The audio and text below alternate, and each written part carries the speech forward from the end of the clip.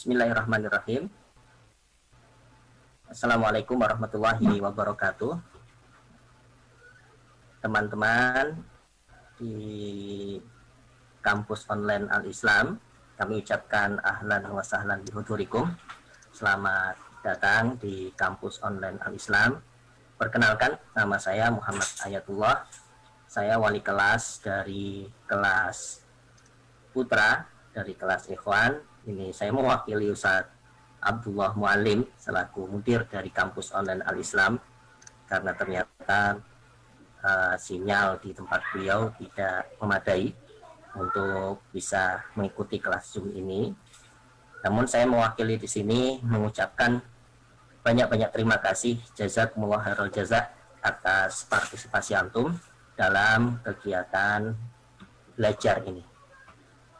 Kami ingin menyampaikan bahwa kelas ini diadakan merupakan daurah yang kedua dari daurah yang diadakan oleh kampus online Al-Islam.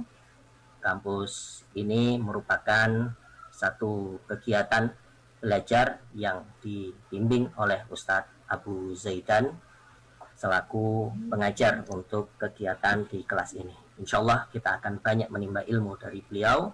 Kita mendapatkan ilmu yang bermanfaat dari beliau, dan mudah-mudahan ilmu ini bermanfaat dan diberkahi oleh Allah Subhanahu wa Ta'ala. Amin ya Rabbal Alamin. Oleh karena itu, mari kita persiapkan diri kita, dan kami selaku lajnah panitia dari kegiatan kampus online Al-Islam di daurah kedua untuk fasal Arba'in Ki, atau kita akan mempelajari kitab Al-Arba'un Al-Qur'aniyah. Kami menyampaikan, ayo mari kita semangat untuk menimba ilmu sedalam-dalamnya dan memberikan manfaat untuk orang lain seluas-luasnya. Mudah-mudahan apa yang kita usahakan bersama ini diterima oleh Allah Subhanahu wa Ta'ala. Allahumma taqabbal minna innaka antas samiul alim. Amin ya rabbal alamin. Saya kembalikan ke pusat, ke studio untuk melanjutkan kita menyimak bersama kajian yang akan dibawa oleh Ustadz Abu Zaidan. Assalamualaikum warahmatullahi wabarakatuh.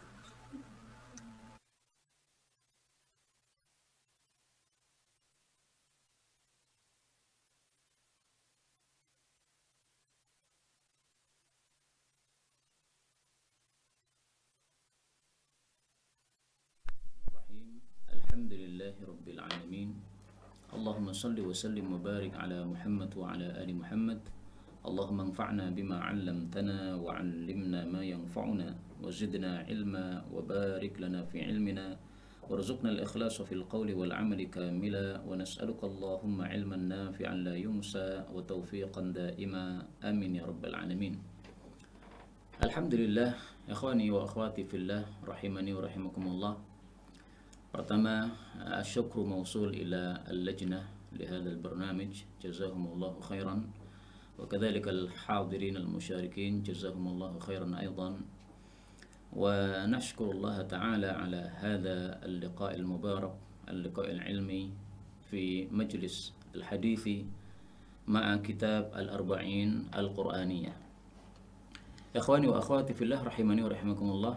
Alhamdulillah, sore hari ini kita mulai majlis yang pertama untuk majlis sama Al-Arba'un Al-Qur'aniyah. Yang kitab ini ditulis oleh guru kami, Syekh Ahmad ibnu Abdul Razzaq ibni Muhammad Al-Ibrahim Al-Anqari, hafizahullah ta'ala. Seorang talibul ilm dan seorang syekh yang masih muda, dan beliau adalah murid dari guru kami juga, Syekh Abdullah As-Sa'ad, hafizahullah ta'ala, seorang muhaddits yang sudah cukup tua. Dan beliau menulis kitab Al-Arba'in Al-Qur'aniyah. Ini sudah lama, tetapi memang kitab ini mungkin bisa dikatakan baru-baru terkenal pada akhir-akhir ini. Dan sebenarnya banyak sekali ulama yang menulis kitab dengan judul Al-Arba'un Al-Qur'aniyah. Ada karya dari Syekh Nasir Al-Qattami, demikian juga ada yang dari yang lain-lain. Tetapi memang yang diberi qabul oleh Allah Subhanahu wa Ta'ala di tengah-tengah masyarakat, sehingga menjadi kitab yang paling terkenal, dibacakan di beberapa majelis, diajarkan di pesantren-pesantren tahfidz, adalah kitab yang kita baca ini, yaitu kitab Al-Arba'un Al-Qur'aniyah. Jadi perbedaannya antara kitab Al-Arba'un Al-Qur'aniyah yang kita pelajari sore ini dengan Al-Arba'un An-Nawawiyah yang sudah kita pelajari pada majelis yang lalu adalah bahwa Al-Arba'un An-Nawawiyah ini ditulis oleh ulama dahulu, Al-Imam An-Nawawi rahimahullah yang wafat pada tahun 600-an. Sementara Al-Arba'un Al-Quraniyah ini ditulis oleh ulama zaman sekarang atau masyayikh zaman sekarang, ya beliau masih hidup dan masih muda. Kalau kita cari di YouTube, kita tulis namanya, ini langsung muncul wajahnya, Syekh Ahmad Al-Anqari. Ini beliau wajahnya seperti ini. Ini adalah guru kami yang menulis kitab ini. Dan alhamdulillah buku ini Al-Arba'un Al-Quraniyah sedang saya berikan ta'liq, belum selesai. Jadi biasanya sambil mengajar seperti ini saya sambil memberikan ta'liq terhadap kitab yang saya bacakan atau saya ajarkan. Dan sekaligus saya mengajak kepada para asatidz wal ustadzat yang mendengar suara ini bahwasanya alangkah bagusnya kalau kita mengajar suatu ilmu atau suatu kitab, kita sambil menulis apa yang kita ajarkan sehingga selesai mengajar, selesai pula satu buku yang kita tulis nih. Banyaknya beberapa tulisan yang saya selesaikan itu sebenarnya karena seperti ini, ya, mengajar satu kitab kemudian sambil menuliskan apa yang sudah disyarahkan, mengajarkan tafsir juz 30 misalnya, maka selesai majelis, selesai juga satu kitab dengan judul tafsir juz 30. Nah, seperti ini adalah apa yang dihasungkan oleh Imam Nawawi rahimahullah, sebagaimana dulu sudah kita sampaikan bahwa yang bagi likulli man indahu ilmun ayyaktuba, sepantasnya orang yang memiliki ilmu untuk menulis. Karena dengan menulis itu, pertama dia harus terpaksa untuk belajar lebih banyak lagi. Karena tanpa belajar dia tidak bisa menulis. Apa yang akan ditulis? Faqidu syai' la yu'ti. Yang tidak memiliki sesuatu tidak akan bisa menuliskannya. Maka untuk bisa menuliskan sesuatu kita harus memiliki atau menguasai ilmu yang akan kita tulis tersebut. Nah, maka ini menghasung kita untuk lebih banyak membaca lagi. Kemudian juga manfaatnya kalau tulisan itu bisa sebarkan di tengah-tengah masyarakat, maka bermanfaat sampai akhir zaman, sampai pada waktu yang ditetapkan oleh Allah Subhanahu wa taala. Kitab ini qad sami'tul kitaba kamilan min Syekhina Al-Anqari 'ama Corona. Kitab ini sudah saya dengar 2 kali dari guru kami, Syekh Ahmad Al-Anqari. Tapi yang pertama saya mendengarkan sebagian, sementara pada majelis yang kedua saya mendengarkan semuanya. Dan ini alhamdulillah terjadi pada tahun Corona 1442 Hijriah atau 2020 Miladiyah. Walillahil hamd. Nah, maka ini termasuk nikmat Allah Subhanahu wa taala yang diberikan olehnya kepada kita pada tahun Corona ini. Dulu sebelum adanya Corona ini, majelis-majelis seperti ini sangat sedikit sekali atau mungkin belum ada, ya. Begitu ada Corona, maka pada para masyayikh kemudian mereka pada mengadakan majelis-majelis ilmu dengan Zoom atau juga live dengan YouTube dan sebagainya. Ini memudahkan bagi kita tulabul ilm untuk mempelajari ilmu dari siapapun masyayikh yang ada di seluruh dunia. Para masyayikh yang sudah lama saya pengen bertemu dengan mereka karena terkenalnya mereka, karena kuatnya ilmu mereka, seperti Syekh Mustafa Al-Adawi, Syekh Al-Hasan Ad-Dadaw dan sebagainya. Nah, ternyata kita bisa bertemu dengan mereka dalam kajian-kajian live seperti ini. Maka ini termasuk apa yang disebutkan oleh Allah Subhanahu wa taala di dalam Al-Qur'an. Allah Subhanahu wa taala mengatakan inna ma'al usri yusra. Inna ma'al usri yusra. Surah Asy-Syarh ayat 5 dan 6. Sesungguhnya bersama kesulitan ada kemudahan. Sesungguhnya bersama kesulitan ada kemudahan. Kesulitan yang kita dapatkan pada COVID ini ternyata menimbulkan kemudahan pada bab yang lain, yaitu dalam masalah thalabul ilm. Kita bisa berjumpa dalam majelis-majelis ilmu seperti ini dalam banyak waktu kita yang bisa kita luangkan. Baiklah, inilah muqaddimah untuk majelis kali ini. Kita sekarang membaca muqaddimah dari penulisnya. Bismillahirrahmanirrahim. Bisanadil muttasili ilal muallif rahimahullahu ta'ala ilal muallif hafidhahullahu ta'ala qala muqaddimah. Boleh juga dibaca muqaddamah. Bismillahirrahmanirrahim. Alhamdulillahi rabbil alamin. Wassalatu wassalamu ala nabiyyina Muhammadin wa alihi wa sahbihi ajma'in. Amma ba'du, fahadha matnul arba'un al-Qur'aniyah. جمعت فيه 40 حديثا مما صح عن النبي صلى الله عليه وسلم في فضائل وأحكام وآداب القرآن. Jadi kitab ini berisi 40 hadis, tetapi sebenarnya tidak hanya 40 ya, lebih dari 40, tapi bisa dinomori 40 hadis dan semua hadisnya sahih, dan ini yang merupakan kelebihan kitab Arba'in ini dari kitab-kitab Arba'in yang lain, karena sebagian Arba'in itu campuran antara hadis yang sahih dengan yang dhaif. Wa harastu an ad'a al-hadits al-qarib al-ibarati al-wadih al-bayani likay yashul hifdhuhu wa yuntafa'a bihi wa yu'mala bihi. Jadi penulisan ini tujuannya tidak hanya untuk dibaca saja, tetapi juga untuk dihafalkan dan juga untuk diamalkan. Karena memang tujuan dari ilmu adalah diamalkan. Ilmun bila amalin ka syajarin bila thamarin. Ilmu tanpa diamalkan sebagaimana pohon tanpa buah, sebagaimana dikatakan oleh para ulama kita. Qala wa man ta'ammala al-ahadits allati waradat 'anil nabiy sallallahu alaihi wasallam fil kalam 'anil Qur'ani wa fadailihi wajada annaha laysat khassatan bi hifdzil Qur'ani faqat wa iqamati hurufihi wa tajwidihi wa taghanni bihi bal innal ladzi yaqra'u al-ahadits wa yata'ammaluha sayajidu annaha ja'at bil hathi 'ala al-'ilmi wal 'amali wal qira'ati wal hifdzi. Jadi ringkasnya, kalau kita perhatikan hadis-hadis yang ada tentang Al-Quran, ternyata tidak hanya bicara tentang masalah membaca, membaguskan makhrajnya, tidak hanya itu. Jadi kewajiban kita kepada Quran tidak hanya membaca itu saja, tetapi lebih penting daripada itu adalah al-ilmi wal amal. Ya, kita memahami maksudnya dan juga mengamalkan.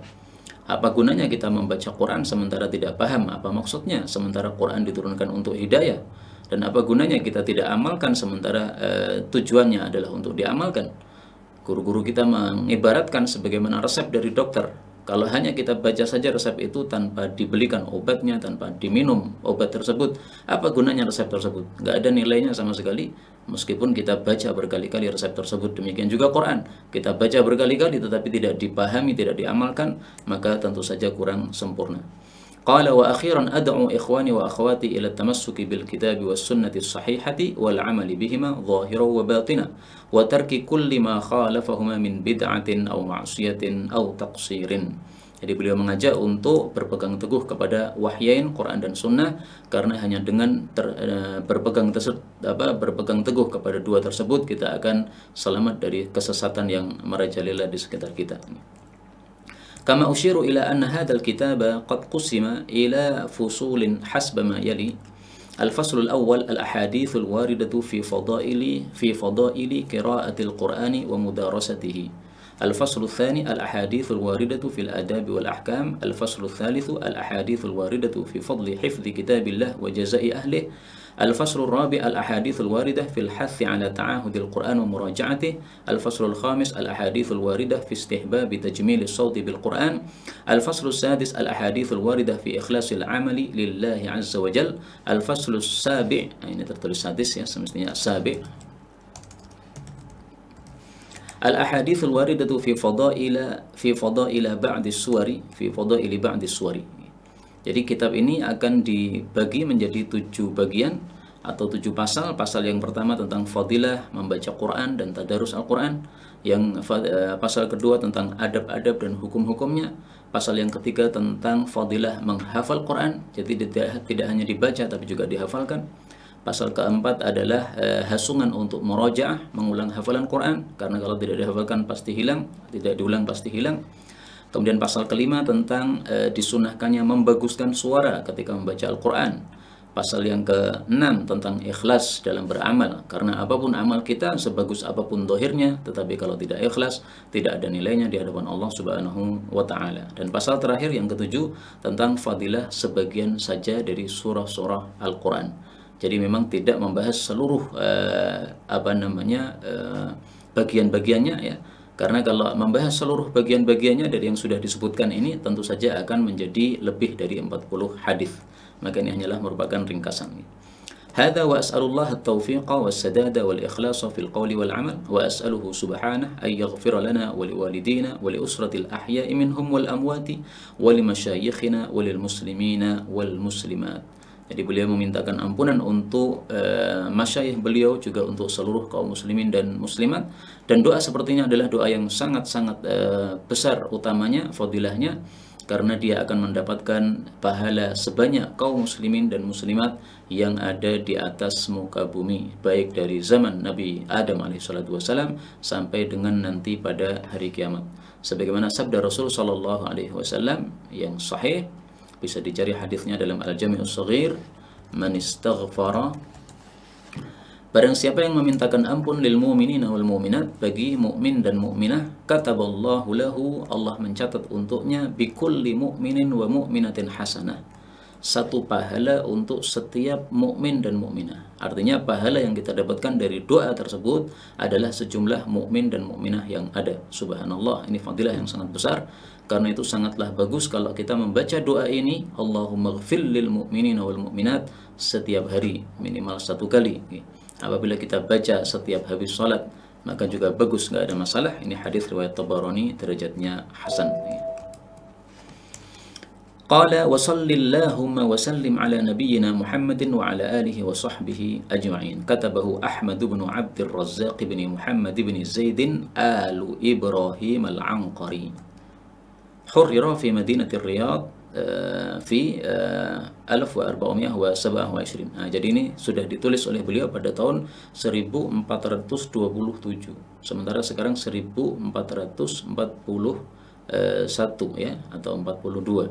41 atau 42 ya. Jadi ini sudah berapa tahun ini? Sudah 10 tahun lebih. Maka ini sudah lama penulisan kitab ini, tetapi memang Allah memberikan qabul pada akhir-akhir ini lebih banyak daripada sebelum-sebelumnya. Kemudian beliau menulis juga tentang kaifiyatu hifdzil ahadits, bagaimana cara menghafalkan hadis-hadis yang ada pada kitab ini, demikian juga hadis-hadis yang ada pada kitab-kitab yang lain. Awalan al-hadafu min hifdzil hadithi huwa al-ilmu wal 'amalu bihi wa raf'ul jahli 'an nafsi. Tujuan menghafal hadis hendaklah satu, untuk paham hadis yang kita hafal, dan untuk diamalkan. Karena itulah yang paling inti dari ilmu, ya, untuk diamalkan.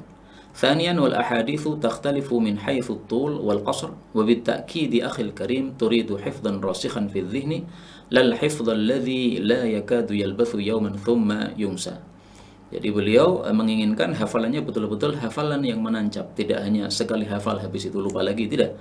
Maka caranya adalah yang pertama, ta'khudhu haditsan wahidan thumma taqra'uhu 3 marratin مع تصحيح الأخطاء اللغوية إن وجدت ثم كرر الحديث 10 مرات بشكل سريع قليلا.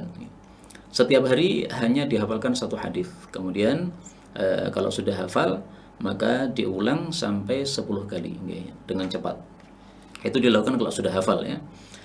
Kemudian yang kedua, ثم كرر الحديث من 10 إلى 20 مرة منظرا ثم كرر الحديث 10 إلى 30 ولكن غيبا. Nah, setelah itu hafalkan lagi hadis tersebut 20 kali dengan melihat tulisan, kemudian diulang lagi 30 kali tetapi tanpa melihat tulisan. Jadi ini pengulangan yang kedua adalah 50 kali. Ini 20 tambah 30. ثم حاول أن تكرر ما حفظت وأنت قائم وأنت جالس وقبل النوم وأنت ذاهب إلى المسجد وستجد الثمرة إن شاء الله. Nah, kalau sudah diulang 50 kali tersebut, maka pengulangan yang ketiga adalah baca setiap saat hadis tersebut dalam 1 hari tadi, baik ketika berjalan, ketika duduk, ketika pergi ke masjid, dan seterusnya, maka insya Allah hafalannya pasti akan sangat menancap.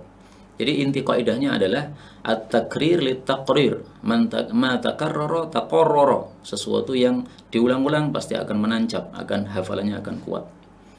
Wa fi tariqatin ukhra wa hiya tikrarul hifdzi 100 marratin wa kullama zada kana ar-raskhu. Nah, jadi yang lebih bagus lagi kalau satu hadis diulangnya 100 kali. Jadi kita hitung, kalau tadi sudah 50, berarti kurang 50 lagi. Maka ini lebih bagus lagi. Wa mimma yajibu bayanuhu anna an-nasa tatafawatu fil hifdzi wa kullun ala khairin wal kullu ma'jurun insyaallah taala. Jadi manusia memang hafalannya berbeda-beda, ya, ada yang cepat, ada yang lambat. Sehingga kalau kita merasa bahwasanya hafalan kita cepat, 20 kali yang sudah disebutkan tadi, 30 kali, 50 kali, itu tetap semestinya dilakukan. Karena meskipun hafalan kita cepat, dengan memperbanyak jumlah pengulangan ini juga akan semakin kuat hafalan kita. Kalau hafalan kita lambat, 100 pun belum hafal, maka bisa ditambah lagi lebih dari 100 kali. Kemudian beliau memulai khutbatul kitabi. Bismillahirrahmanirrahim. An Amiril Mu'minin Abi Hafsin Umar bin Al-Khattab radhiyallahu ta'ala anhu qala sami'tu Rasulullah sallallahu alaihi wasallam yaqul innamal a'malu binniyati wa innama likulli imri'in ma nawa faman kanat hijratuhu ila Allah wa rasulih fa hijratuhu ila Allah wa rasulih wa man kanat hijratuhu lidunya yusibuha aw imra'atin yankihuha fa hijratuhu ila ma hajara ilayhi rawahu al-Bukhari wa Muslimun. Ta'liqun قال الإمام عبد الرحمن بن مهدي رحمه الله من أراد أن يصنف كتابا فليبدأ بحديث عمر بن الخطاب رضي الله عنه إنما الأعمال بالنيات في كل باب. Jadi beliau memulai kitab ini dengan hadis innamal a'malu binniyat ini sebagai khutbatul kitab, jadi sebagai muqaddimah yang kedua. Kalau tadi muqaddimah secara umumnya, sementara ini muqaddimah secara khusus untuk hadis-hadisnya, yaitu beliau mengingatkan kita supaya innamal a'malu binniyat, ya. Amalan kita supaya bagus, maka niatnya pun juga harus bagus. Dalam hal ini hendaklah kita ikhlas di dalam mempelajari kitab ini, tidak untuk mencari apapun dari dunia, tetapi untuk mendapatkan ridha dari Allah Subhanahu wa taala. Demikian juga ketika menghafalkan hadis-hadisnya, tiada lain untuk mendapatkan pahala dari Allah Subhanahu wa taala. Kita ambil beberapa faedah dari hadis ini. Faedah yang pertama, an Amirul Mukminin. Orang yang pertama kali mendapatkan julukan Amirul Mukminin adalah Sayyidina Umar radhiyallahu taala anhu. Adapun sebelumnya yaitu Abu Bakar As-Siddiq, beliau mendapatkan julukan Khalifatu Rasulillah sallallahu alaihi wasallam. Karena kalau julukan bagi Sayyidina Umar ini adalah juga sama dengan Khalifah Abu Bakar, nanti menjadi panjang julukannya, ya. Khalifati Rasulillah, penggantinya pengganti Rasulullah. Nah, maka oleh kaum muslimin kemudian diganti dengan Amirul Mukminin. Abu Hafsin ini adalah bukan nama kunyah bagi Umar bin Khattab karena beliau punya anak bernama Hafsin, bukan, ya. Karena putri beliau namanya Hafsah, bukan Hafsin. Adapun Abu Hafsin ini adalah julukan karena beliau sangat pemberani, dan Abu Hafsin dalam bahasa Arab itu artinya adalah singa, ya. Hafsin ini singa kecil, berarti Abu Hafsin adalah singa besar. Nah, ini julukan karena keberanian beliau Umar bin Khattab radhiyallahu taala anhu. Umar bin Khattab radhiyallahu anhu adalah khalifah yang kedua setelah Abu Bakar As-Siddiq radhiyallahu anhu. Dan ini adalah kesepakatan para ulama ahlus sunnah wal jamaah. Siapa yang tidak mengatakan begini, maka berarti dia bukan termasuk dari ahlus sunnati wal jamaah. Itulah khilaf yang mendasar antara ahlus sunnah dengan syiah, di mana syiah mereka menganggap bahwa yang paling berhak setelah Nabi untuk menjadi khalifah adalah Sayyidina Ali radhiyallahu anhu. Adapun ahlus sunnah mengatakan yang paling berhak adalah Abu Bakar As-Siddiq, kemudian Umar, kemudian Uthman, kemudian Ali, sebagaimana yang sudah terjadi pada sejarah yang kita lihat.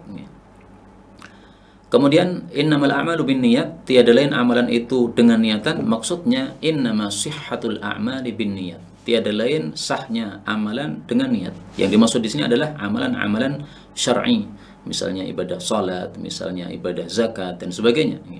Maka kalau seseorang mengeluarkan duit dengan niatan bukan untuk zakat, maka tidak sah sebagai zakat.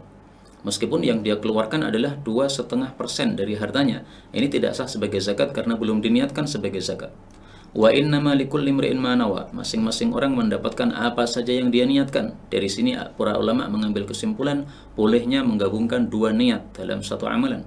Misalnya kita membaca Al-Quran dengan niatan satu untuk tilawatul Quran dan juga niatan untuk meruqyah tubuh kita yang lagi sakit misalnya, maka ini tidak ada masalah. Kita mendapatkan dua pahala, pahala tilawah dan juga pahala ruqyah sebagaimana diajarkan oleh Rasulullah sallallahu alaihi wasallam. Kemudian pada hadis ini beliau menyebutkan man kanat hijratuhu ila Allah wa rasulih fa hijratuhu ila Allah wa rasulih. Diulang, ya, ila Allah wa rasulih, ila Allah wa rasulih. Sementara untuk yang kedua, lidunya yusibuha aw imraati yankihuha fa hijratuhu ila ma hajara ilai. Beliau tidak lagi menyebutkan dunia, tidak lagi menyebutkan perempuan. Jadi hanya menyebutkan satu kali, itu litahqir, itu untuk menunjukkan rendahnya apa yang disebutkan tadi, sehingga beliau tidak mau sebutkan lagi. Dan tidak pantas kalau kita itu melakukan suatu amalan yang mulia, hijrah misalnya, tapi niatannya adalah niatan-niatan rendah untuk mendapatkan dunia. Tidak sepantasnya kita melakukan sholat duha, melakukan sedekah, melakukan tahajud dengan niatan supaya mendapatkan kekayaan dunia. Tidak sepantasnya begitu. Niatan kita hendaklah untuk mendapatkan pahala dari Allah Subhanahu wa taala. Adapun Allah memberikan kecukupan kepada kita karena kita melakukan sholat duha dan sebagainya tadi, itu hanyalah bonus saja dari Allah Subhanahu wa taala. Sungguh salah orang yang memilih bonusnya dan meninggalkan intinya. Semestinya kita harus mencari intinya, adapun bonusnya maka itu hanyalah sekedar tambahan karena karunia Allah Subhanahu wa taala. Qala hafizahullah al-faslul awwal. Ini mulai pasal yang pertama. Al-ahadithul waridatu fi fadaili qiraatil Qur'ani wa mudarasatihi. Jadi kita akan membahas tentang fadilah-fadilah membaca Quran dan tadarus Al-Quran. Kalau membaca Quran berarti sendiri ya. Kalau tadarus Al-Quran berarti minimal 2 orang. Saya membaca, kemudian orang lain menyimak. Itu namanya tadarus. Al-hadithul awwal fadlu mudarasatil Quran. Fadilah tadarus Al-Quran. An Abi Hurairah radhiyallahu anhu anin Nabi sallallahu alaihi wasallam qala: وَمَا اجْتَمَعَ قَوْمٌ فِي بَيْتٍ مِّن بُيُوتِ اللَّهِ يَتْلُونَ كِتَابَ اللَّهِ وَيَتَدَارَسُونَهُ بَيْنَهُمْ إِلَّا نَزَلَتْ عَلَيْهِمُ السَّكِينَةُ وَغَشِيَتْهُمُ الرَّحْمَةُ وَحَفَّتْهُمُ الْمَلَائِكَةُ وَذَكَرَهُمُ اللَّهُ فِي مَنْ عِندَهُ وَمَنْ بَطَّأَ بِهِ عَمَلُهُ لَمْ يُسْرِعْ بِهِ نَسَبُهُ رواه مسلم وأبو داود وغيرهما. تعليق: هذا الحديث لا يشمل الجماعة فقط بل يشمل الفرد أيضا، فلو قام شخص بمفرده وذكر الله حصل له الفضل المذكور. Jadi hadis ini bicara tentang fadilahnya berkumpul di rumah Allah, maksudnya di masjid, untuk melakukan apa? Yatlun, membaca Al-Quran dan tadarus Al-Quran. Maka fadilahnya akan sakinah turun, ketenangan turun, kemudian rahmat meliputi mereka, kemudian malaikat juga mengeruputi mereka, dan Allah menyebut-nyebut mereka, yaitu memuji-muji mereka. Ini fadilah orang yang melakukan tadarus di dalam masjid, di rumah-rumah Allah Subhanahu wa taala. Nah, kemudian Syekhuna memberikan komentar bahwa meskipun di sini disebutkan berkumpulnya beberapa orang untuk tadarus, tapi seandainya satu orang melakukannya, dia membaca Quran sendiri, maka dia pun tetap mendapatkan fadilah ini. Sakinah turun, rahmat turun, malaikat juga turun, dan Allah sebut-sebut di hadapan para malaikatnya.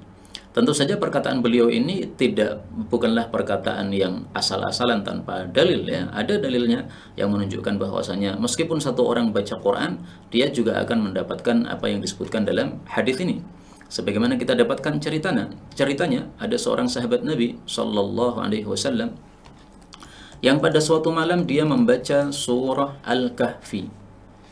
Rajulun yaqra'u surat Al-Kahfi. Dalam riwayat yang lain dia membaca surah Al-Baqarah. Jadi ini 2 kejadian, satu membaca Al-Kahfi, satu membaca Al-Baqarah. Nah, tiba-tiba datang suatu sahabah, satu awan, kemudian awan ini mendekat, akhirnya kuda yang di sampingnya jadi lari ketakutan melihat awan tadi. Nah, ketika pagi hari diceritakan kepada Nabi mengatakan tilkas sakinatu tanazzalat bil Quran. Itu adalah sakinah turun dengan sebab Quran yang engkau baca. Nah, maka ini dalil bahwa satu orang pun melakukan tetap mendapatkan fadilah ini. Disebutkan di sini fi baitin min buyutillah, membacanya di rumah Allah, yaitu di masjid. Bagaimana kalau membacanya di selain masjid? Sama saja tetap mendapatkan fadilah ini, karena kalimat ini adalah kharaja makhrajal ghalib. Munculnya kalimat ini hanya karena kebiasaan. Kebiasaannya tadarus dilakukan di masjid.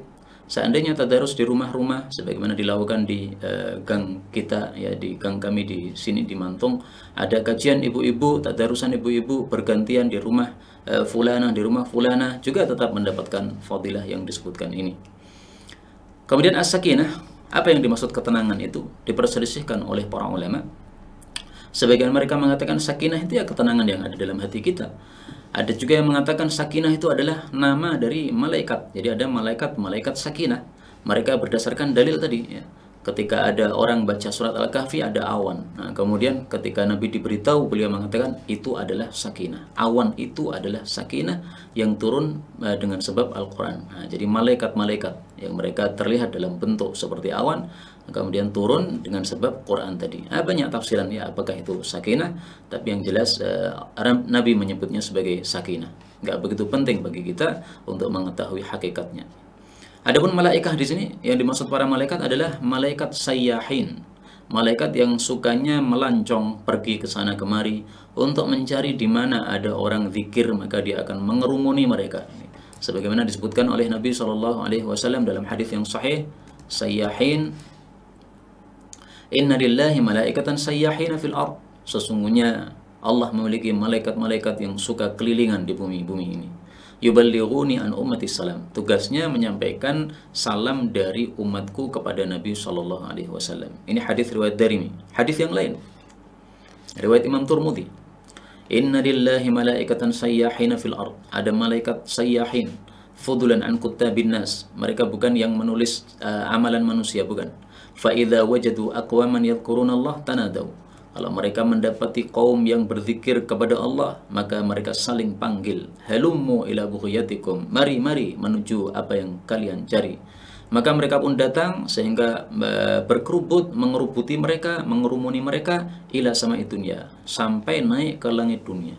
Jadi tumpuk-tumpuk malaikat ini sampai langit dunia karena adanya majelis ilmu atau adanya majelis zikir yang dilakukan tadi. Yang dimaksud yadhkurunallah ini majelis zikir adalah majelis ilmu sebagaimana disebutkan dalam Aunul Ma'bud dan yang lain-lainnya. Maka termasuk juga tadarus Al-Quran, ini termasuk yadhkurunallah, zikir kepada Allah Subhanahu wa taala, maka akan mendapatkan fadilah yang disebutkan di sini. Nah, adanya para malaikat kumpul untuk mencari tilawah Quran ini disebabkan karena para malaikat tidak diberi oleh Allah amalan membaca Quran, sehingga mereka sangat suka untuk mendengarkan bacaan Quran yang dilakukan oleh Bani Adam. Jadi ini satu kelebihan diberikan oleh Allah kepada kita manusia yang tidak diberikan kepada para malaikat. Kita diberi ibadah yang sangat mulia, yaitu membaca kalam Allah. Kalam Allah kita baca, satu huruf kita baca, pahalanya 10 kali kebaikan. Nah, karena itulah malaikat suka untuk mendengarkan bacaan Quran manusia. Bahkan juga kalau seseorang lagi berdiri salat malam, maka dia membaca bacaan apapun dari Al-Quran masuk pada mulutnya malaikat. Malaikat berada di depan dia untuk bahasa kita mungkin gampangnya memakan atau melahap ya bacaan Quran yang dibaca oleh seorang hamba tadi, sebagaimana sabda Nabi sallallahu alaihi wasallam atau fabihi, idza qama ar-rajul, apabila seseorang itu berdiri, yatawaddau lailan aw naharan, baik dia berwudu baik malam hari atau siang hari. Oh ini ya, siang sama malam sama ya, tidak hanya malam saja.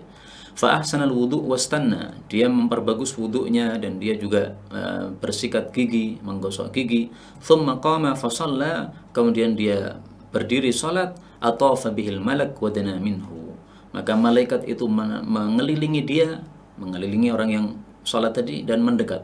Hatta yad'afahu ala fihi, sehingga dia letakkan mulutnya pada mulutnya.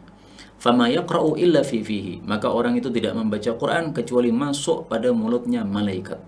Wa idza lam yastanna, tetapi kalau dia tidak gosok gigi, atafa bihi, malaikat hanya muter-muter aja. Wala yad'afahu ala fihi, tapi tidak mau letakkan mulutnya di depan mulutnya. Jadi malaikat juga paham abab manusia ternyata ya. Abab ora enak, malaikatnya tidak mau mendekat nih.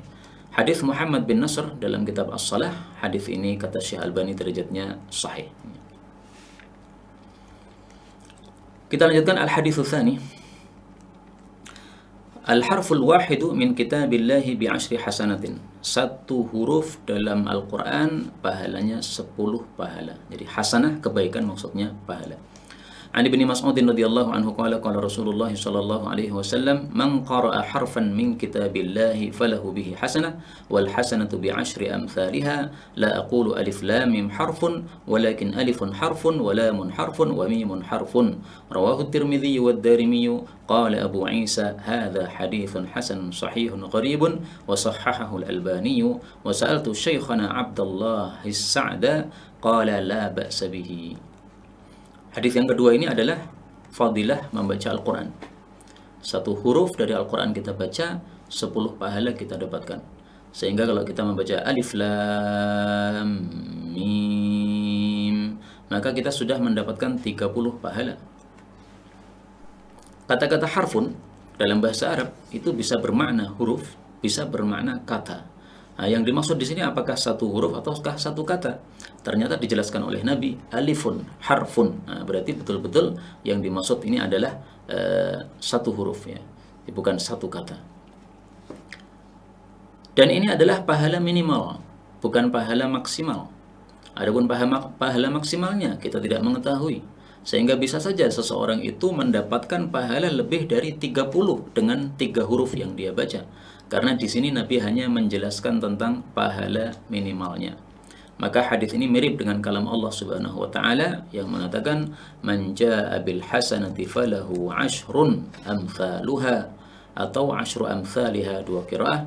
Barang siapa yang datang dengan suatu kebaikan, dia mendapatkan 10 yang semisal darinya.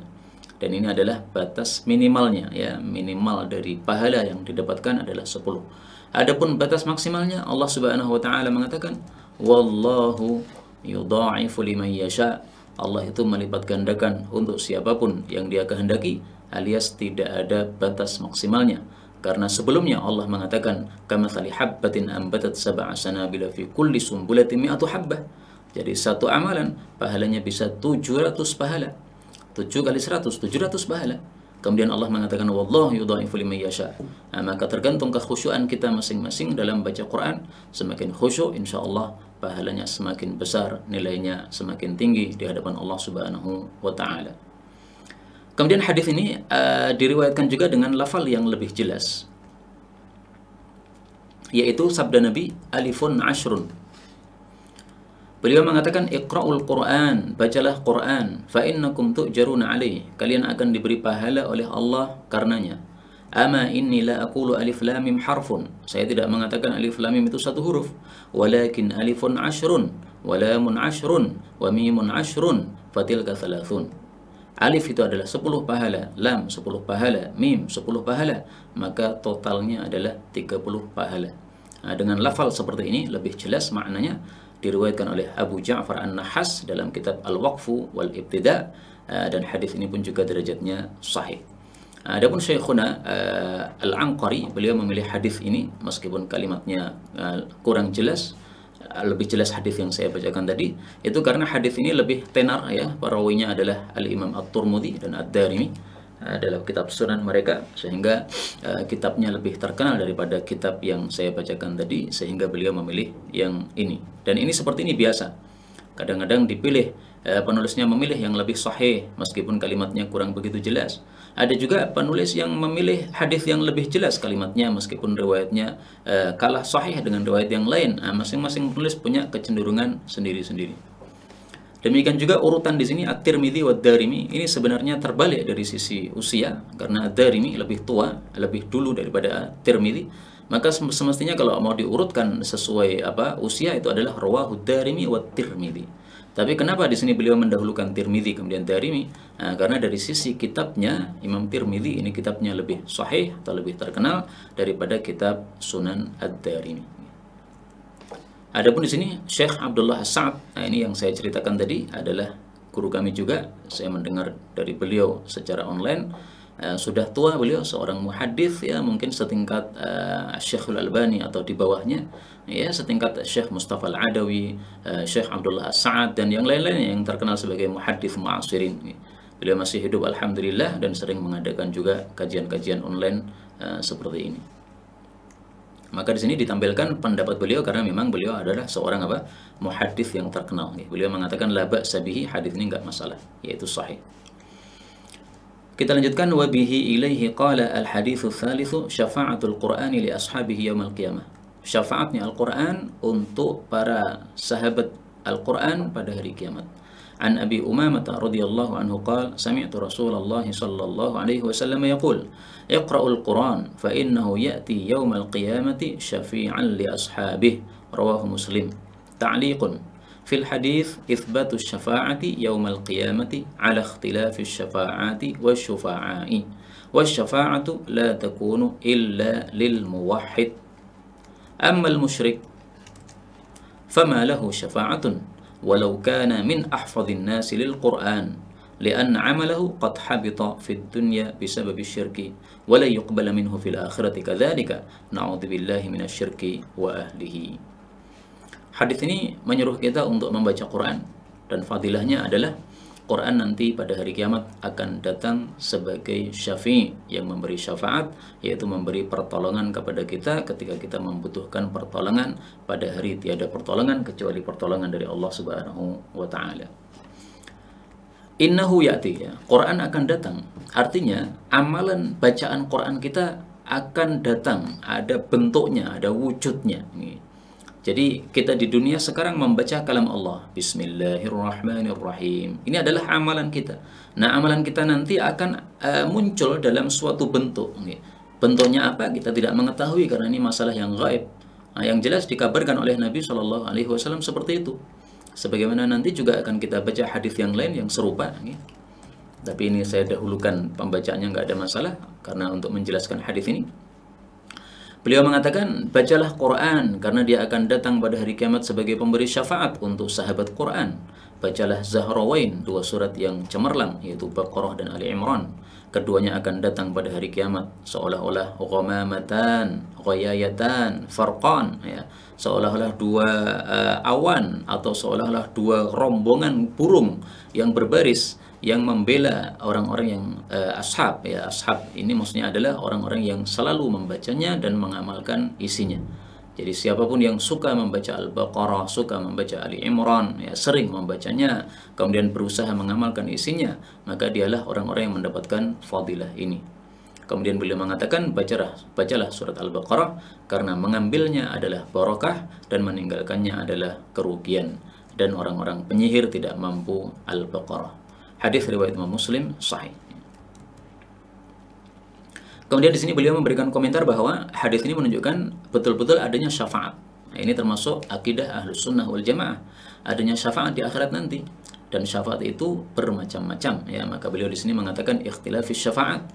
Ada syafaat uzma atau syafaat kubra yang melakukannya hanyalah Rasulullah sallallahu alaihi wasallam, di mana waktu itu di padang mahsyar orang-orang termasuk kita akan dibiarkan oleh Allah Subhanahu wa taala terlantar. Padahal semua kita telanjang, semua kita berada di bawah matahari yang sangat dekat dari kepala kita sehingga sangat panas. Semua orang bercucuran keringatnya, ditelantarkan oleh Allah. Akhirnya mereka datang kepada Nabi Adam, wahai Adam, tolong sampaikan kepada Allah, kami segera diurus, jangan dibiarkan telantar begini. Nabi Adam tidak berani karena menganggap bahwa hari itu Allah murka besar, tidak berani untuk bicara kepada Allah. Nunjuk Nabi Nuh nunjuk Nabi Ibrahim nunjuk kepada Nabi Musa nunjuk kepada Nabi Isa nunjuk kepada Nabi Muhammad sallallahu alaihi wasallam. Nah, saat itulah beliau Nabi Muhammad kemudian memintakan syafaat untuk seluruh manusia di padang mahsyar. Itulah yang disebut sebagai asy-syafa'atul uzma, syafaat yang terbesar, yang itu hanya Rasul sallallahu alaihi wasallam saja yang melakukannya. Mudah-mudahan kita semuanya mendapatkan syafaat dari Rasul sallallahu alaihi wasallam. Nah, kaum muslimin rahimani wa rahimakumullah, syafaat yang lain selain syafaatul uzma adalah apa yang disebutkan oleh Nabi sallallahu alaihi wasallam.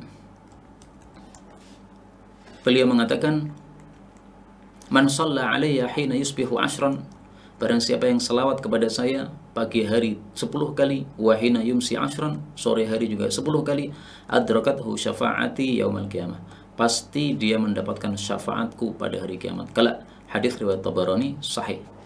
Karena itu marilah kita minimal setiap hari selawat 10 kali pagi hari dan 10 kali sore hari.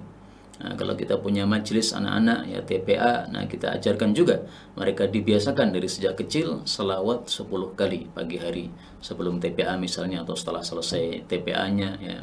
Demikian juga TPA yang sore hari, nah, diajarkan kepada mereka supaya membiasakan diri membaca selawat ini 10 kali minimal dalam suatu pertemuan, sehingga nanti pada hari kiamat akan mendapatkan syafaat dari Rasulullah sallallahu alaihi wasallam. Beliau mengatakan syafaat hanya diberikan kepada muwahhid, bukan musyrik.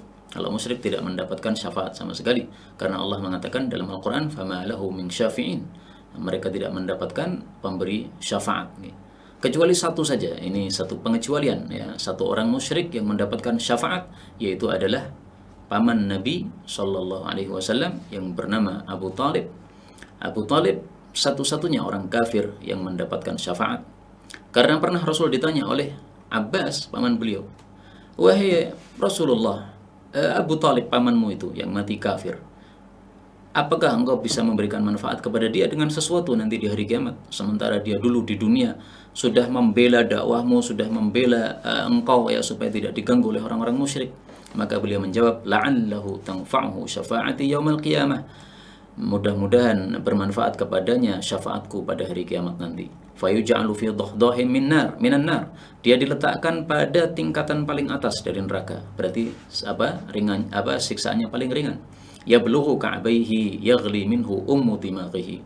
Yang api hanya mengenai sampai kedua mata kakinya saja, tidak ke betisnya, tidak ke badannya, tetapi ummu dimaghi, yaitu otaknya itu mendidih dengan sebab tersebut, yakni Abu Talib, yaitu yang dimaksud oleh beliau adalah Abu Talib, paman Nabi SAW, yang memang mati dalam kondisi kafir. Na'udzubillahi min syarri dzalik. Dan Allah mengatakan, innaka la tahdi man ahbabta walakin Allah yahdi man yasha. Kamu tidak bisa memberikan hidayah siapapun yang kamu sukai, tetapi Allah lah yang memberikan hidayah. Nah, termasuk Abu Talib ini disukai oleh Nabi karena membela beliau, karena juga paman beliau, tetapi ternyata tidak mendapatkan hidayah dari Allah Subhanahu wa Ta'ala. Inilah kaum muslimin yang dapat kita baca pada sore hari ini. Sudah 40 menit sebagaimana perjanjian kita bahwa satu majelis insya Allah 40 menit. Tapi mungkin juga kadang-kadang lebih dari itu untuk menyelesaikan hadis yang akan kita baca dari kitab ini. Insya Allah hadis keempat dan seterusnya akan kita lanjutkan pada majelis berikutnya. Dan biasanya hari Rabu kita masuk ya, tapi karena Rabu kedua saya ada jadwal di tempat lain, maka khusus Rabu kedua insya Allah kita liburkan dan dilanjutkan pada hari Kamisnya. Wallahu ta'ala alam bisawab, walhamdulillahi rabbil alamin. Kalau ada pembahasan atau pertanyaan, kita persilahkan. Kalau tidak ada berarti kita sudah cukupkan sampai di sini.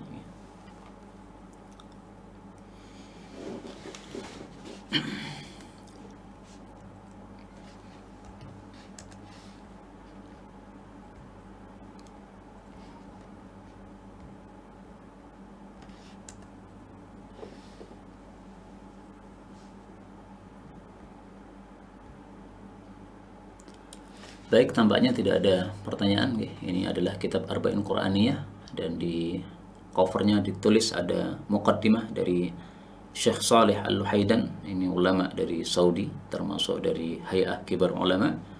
Kemudian silakan. Apa makna dari waman batta'a bihi amaluhu lam yusri bihi nasabuhu? Terangan jelasnya.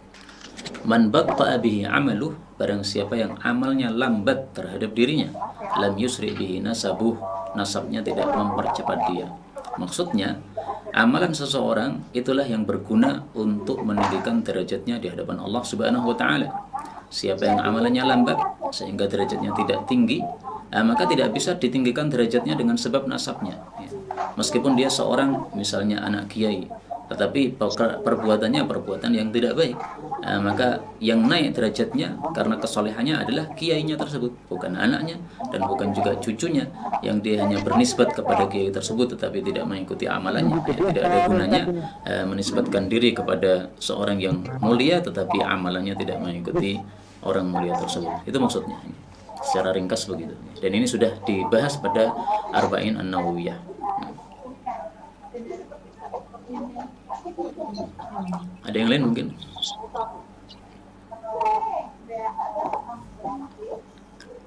Baik, ini di cover ada juga muqaddimah. Anda silahkan.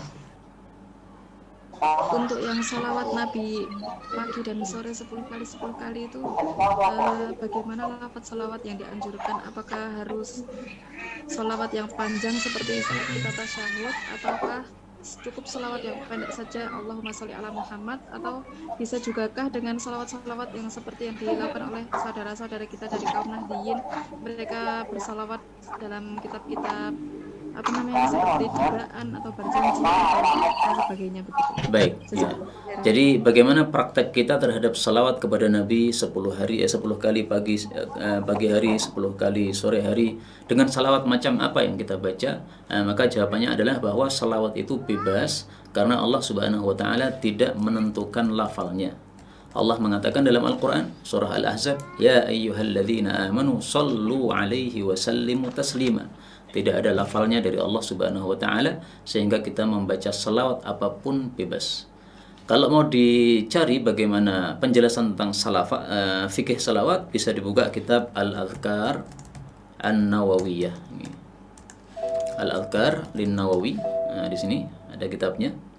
Kemudian tulis saja di sini as-salatu 'alan nabiyyi sallallahu alaihi wasallam. Nah, di sini beliau membahas tentang babus salati ala Nabi sallallahu alaihi wasallam.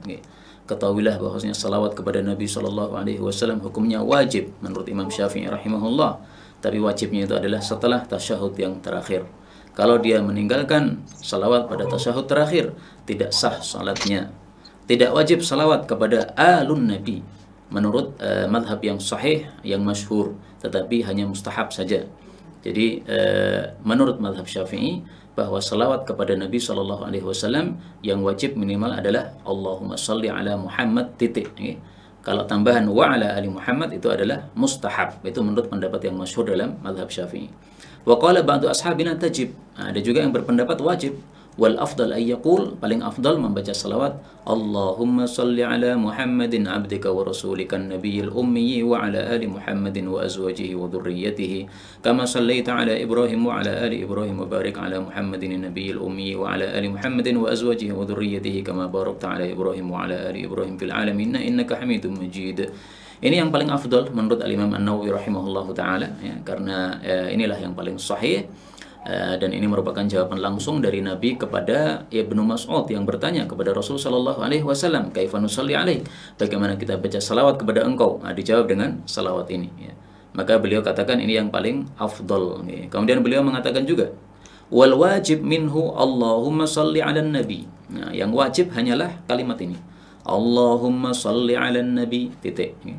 Atau Allahumma salli 'ala Muhammad atau sallallahu 'ala Muhammad atau sallallahu ala rasulih atau sallallahu ala nabi. Ya intinya yang minimal ya minimalisnya adalah salawat kepada Nabi Muhammad saja. Adapun kepada azwajihi, kepada alihi dan seterusnya itu semuanya adalah mustahab, dan meskipun mustahab maka sebagusnya tetap kita baca karena semakin panjang salawat yang kita baca semakin besar pahalanya dari Allah Subhanahu wa taala. Adapun salawat yang anti tanyakan tadi yang dibaca oleh saudara kita dari Nahdliyin, dari kitab-kitab yang ada, nggak ada masalah, itu adalah salawat yang dibuat oleh para ulama. Tapi ketahuilah bahwa termasuk orang yang keyakinan yang salah adalah kalau Anda membaca salawat buatan ulama meyakini bahwa itu lebih utama daripada salawatan yang diajarkan Rasul sallallahu alaihi wasallam. Ini keyakinan yang tidak benar. Siapa yang lebih berilmu, Rasul ataukah para kiai itu? Rasul adalah gurunya seluruh para kiai, sehingga yang paling afdal tentu saja adalah salawat yang diajarkan oleh Rasulullah sallallahu alaihi wasallam. Dan itulah yang menyebabkan Al-Imam At-Tabarani, beliau menulis kitab Ad-Du'a ya, tebal segini.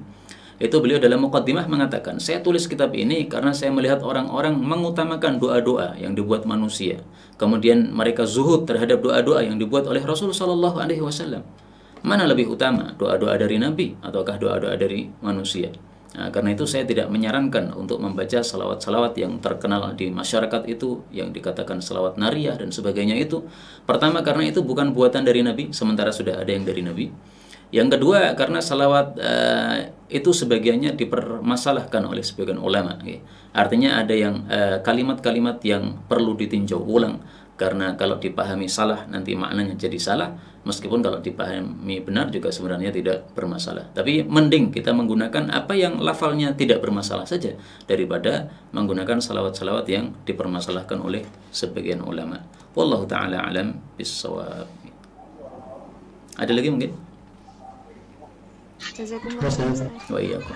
Bertanya tentang apakah niat sebelum melakukan ibadah, misalnya puasa, kadang ada lafal niatnya, sholat itu ada lafal niat, mungkin Ustaz. Niatan-niatan tambahan ya. Kalau niatan-niatan tambahan, tetapi inti dari niatan kita adalah untuk mencari pahala dari Allah Subhanahu wa taala, nggak ada masalah. Jadi misalnya kita merasa kurang sehat, akhirnya kita membiasakan diri untuk puasa Senin Kemis. Karena ada riwayat mengatakan sumu tasihhu, puasalah kalian akan sehat. Nah itu apabila kita niatkan sebagai tambahan saja nggak ada masalah.